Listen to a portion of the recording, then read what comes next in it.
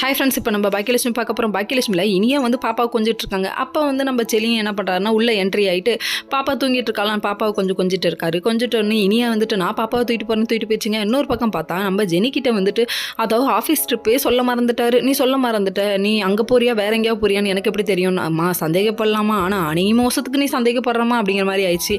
அது மட்டும் இல்லைங்க, நான் வேணும் இல்லைன்னு இது ஏதோ ஒரு பட டைலாக் மாதிரி இருக்கே.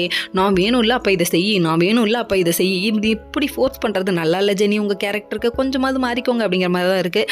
சரி, இதெல்லாம் ஒரு பக்கம் இருந்தாலும் அவர் கொஞ்சம் ஃபீல் பண்ணிட்டு எஞ்சி போயிட்டாப்ல. அதுக்கப்புறம் பார்த்தீங்கன்னா எப்படியாவது கோபி வந்து எல்லாத்தையும் சொல்லிடலான்னு சொல்லிட்டு ஹாலில் உட்காந்துருக்க குடும்பத்துக்கிட்ட வந்து சொல்ல வராரு.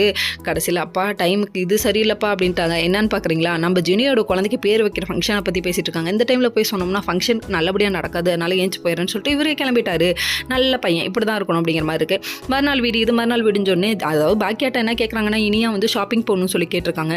டைம் இல்லைம்மா, ஈவினிங் கூட்டு போகிறோமான்னு சொல்லிட்டாங்க. அதுவும் இல்லாமல் டேப்லெட்லாம் வேணுமான்னு மாமனார் மாமியாட்ட கேட்குறாங்க. என்ன ஒரு அக்கறையான மருமக பார்த்தீங்களா அப்பா அப்படிங்கிற மாதிரி இருக்குது. அதுக்கப்புறம் பார்த்தீங்கன்னா கோபி இருந்துட்டு நான் கூப்பிட்டு போகிறேன் இனியாம்மா, நீ என்கிட்ட கேளு, எனக்கான ரெஸ்பான்சிபிலிட்டி இருக்குது அப்படி இப்படின்றாரு. யோ இப்போ தான் அப்பான்றது தெரியுதா, ஷாப்பிங் கூப்பிட்டு போகிறேன்னு சொல்லிட்டு காரில் உட்காந்து கூப்பிட்டு போயிட்டு இனியம்மா நான் உன்ட்ட பேசணும்னு சொல்லிட்டு அவர் தம்பிங்கிறாங்க தங்கச்சிங்கிறாங்க, என் பிள்ளையை தத்த இருக்க போகிறீங்களான்னு கேட்குறாங்க. எனக்கு அது வேணாம் டேடின்னு சொல்லிட்டாங்க. நீங்கள் என்ன நினச்சிட்டு இருக்கீங்க கோபி, நம்ம இனியும் அக்செப்ட் பண்ணுவாங்கன்னு நினச்சிங்களா? அதுக்கு வாய்ப்பே இல்லை அப்படிங்கிற மாதிரி ஆயிடுச்சு.